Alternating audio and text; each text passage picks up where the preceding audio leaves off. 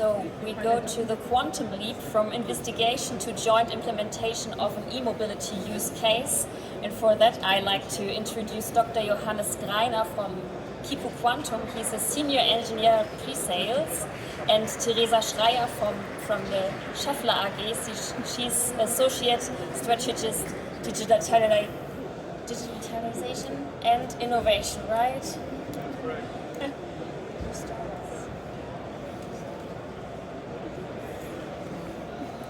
Hi, Theresa. It's very nice to meet you. What have you got there? Yeah, we brought a quantum computer with us, but obviously we don't know what to do with it. So we have to investigate. As a big enterprise, a German enterprise, we are mainly working on manufacturing solutions in 4 different divisions. But yeah, quantum computing is something we never did before, and that's actually something where you are standing in front of a huge innovation topic you need to wrap your hands on. And our CIOs told us by the end of 2025 we already had our hands on qubits. So we try to make that happen, but we cannot do it alone because quantum computing is a quite challenging and very complex topic. So we partnered up and we tried to find a speedboat to give us the speed advantage we want to have, and that's why I'm here today with Johannes from Kipu Quantum. And yeah, maybe you can tell us a bit more about the speedboat. Definitely, yeah. I'm glad you reached us here for operating your quantum computer, because what Kipu does is like provide the algorithms that run on these machines. So we do quantum optimization, quantum machine learning, and in fact also quantum simulation, like we will see today. And yeah, indeed, so this was like a very good case to partner here together and unlock the value of quantum computing. So yeah, how about on Schaeffler's side? How do you use it, and what is Schaeffler all about? Yeah, so what we are doing is mainly focused today on e-mobility and automotive components. So what was essential for us is to pick a use case that is not something very general, but we wanted to see something that is really into our DNA. And that's why we investigated on a use case that is close to the e-mobility parts that we manufacture and that we produce and send out to the OEMs. So we picked a use case that is close to the inverter, close to the battery, and yeah, we will try to get you a bit into the topic and present the use case to you. But first of all, of course, it's a very complex situation we are in.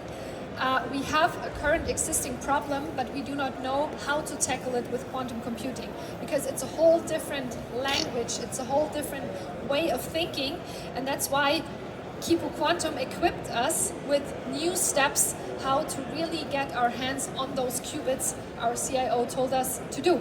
And we see here that we have the first step. We need to definitely redefine a problem. We need to redefine how we solve that problem on the inverter, and how to really get the hands on the algorithms. Yeah, so as you see, this is actually quite typical in terms of like the steps that need to be done here to also run it on the real quantum hardware. So yeah, it's not enough to simply say, look, I sit back and wait for a quantum computer and I just in 5 years take my current problem, just throw it onto there, because you really need to also have that skill to formulate the problem such that it fits to a quantum computer, encode it, also actually have quantum algorithms that can actually perform on the real hardware. So that's what Kipu provides here. In fact, we also provide access to the hardware, like the hardware of IBM and other providers, through our platforms, and then do all these tricks of running on the hardware, see how you optimize the circuits. Simulation is not as important, but actually when you get to run on the real thing, that's where you unlock the value, and then also provide to you how you can possibly use this in the future, how it scales, and and what will be the hardware requirements of the future. Yeah, so basically we are the experts in the first step because we know the problem, we know the domain we are working in, but the rest of the steps we are depending also on external knowledge. And one of the major topics in this project is also to learn from those specialists and to upskill our internal colleagues and to probably make them specialists themselves. So what are we now talking about? Because the inverter was the topic I was highlighting the most. You can see these are the four main business divisions we have. These two are the automotive ones. Then we have the lifetime solutions, which is more into the direction of the full lifetime of our products, and the bearings and industrial solutions, but we are mainly focused now on the e-mobility. So the POC at the moment looks like this. This is the inverter, which is a crucial part for working with the electricity from the battery and making it at least feasible for the car to generate the forward drive.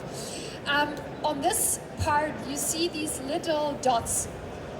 If you make it bigger, it looks like that. These are the semiconductors that are on the part on the inverter itself.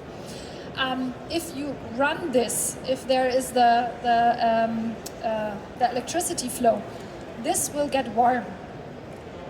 Of course, whenever something gets warm, you should know how warm it is. But actually, the space is so limited that we cannot put a sensor there and just measure the temperature of the part. We have to simulate and calculate it. And that is the challenge we have, because the simulation is depending on time. We need to predict how hot is this part in general 3 seconds in advance. Because if it gets too hot, we need to shut it down. Of course, it's a security measurement. So how do we do that? We have a lot of stages of freedom which we need to include in that simulation, which makes it really hard to make it just feasible in 3 seconds. Not even thinking about doing that in the running car while it's driving. So it's kind of hard to do. So what we are doing is we reduce the stages of freedom and we increase so the precision gets less and less accurate. So we definitely end up with more blur in the simulation itself. What that means is we try to still stick to the safety measurements, which are technical compliance rules.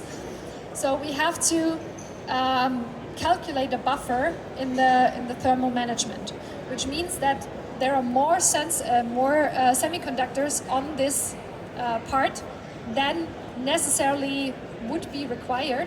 But because we are not 100% sure, we cannot calculate it exact enough in these 3 seconds.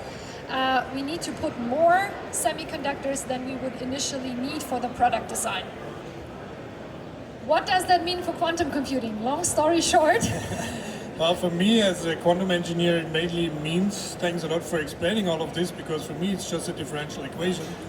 And that's something that Kipu can map to a quantum computer. So if we go on there, what Kipu actually does in this project, in fact, like as you explained, this efficient thermal management is crucial. So that's actually for us, this is a great example of, hey, this is a use case that's actually relevant from industry and where we can apply kind of all the quantum knowledge. And in fact, there's like on the classical side, there's some limitations in terms of performance and scalability.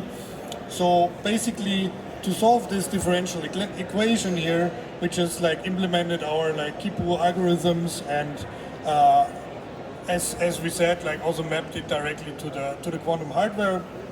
And in fact, I think you mentioned that already. What can't be underestimated is to then actually look at it together again with the domain experts in your field and do this like upskilling actually in both directions to make sure this will be like this is an efficient use case. And in fact, then also like providing that solution on our platform. Anything to add from your side? Yeah, I mean, in best case, we can be more precise in the simulation of the thermal management, and we can reduce the usage of chips per inverter we are building. And that means, of course, in this tight supply chains, if you could decrease the number of semiconductors you need per part, this is an essential saving. And so this use case represents not only a cool use case, which is super interesting to work on, it also has a real impact on our business unit and also on the efficiency of our product design.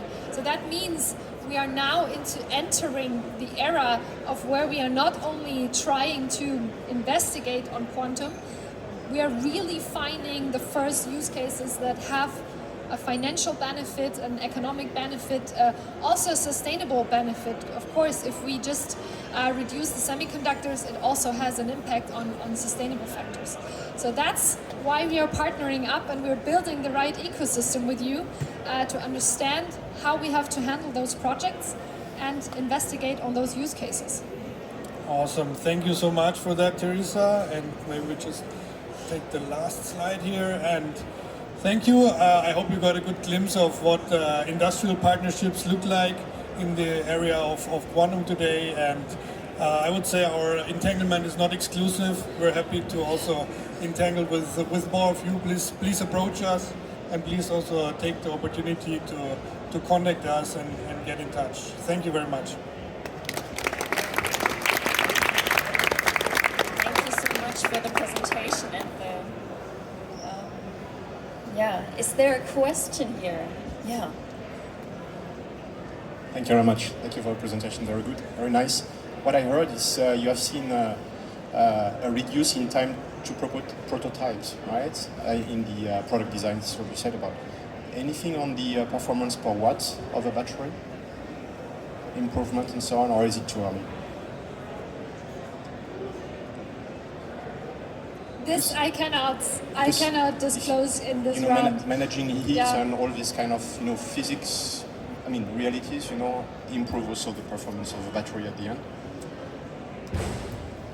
This is something I'm not allowed to answer. It's for later. That's fine. Okay, thank you very much. Round, but thank you.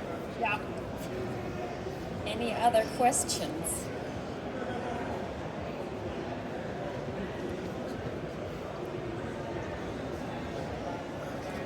So, thank you for your talk. It seems you're a perfect match, and I wonder, where did this collaboration start? So, where did you meet?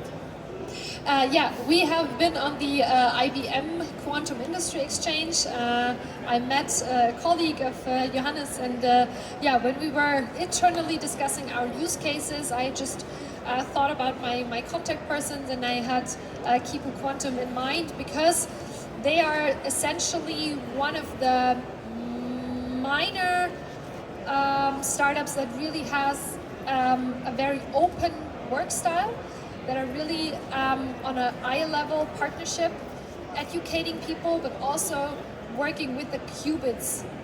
Not only simulating, because we are far above that, we really want to work with the qubits, and that's why we selected Kipu, and we met at IBM.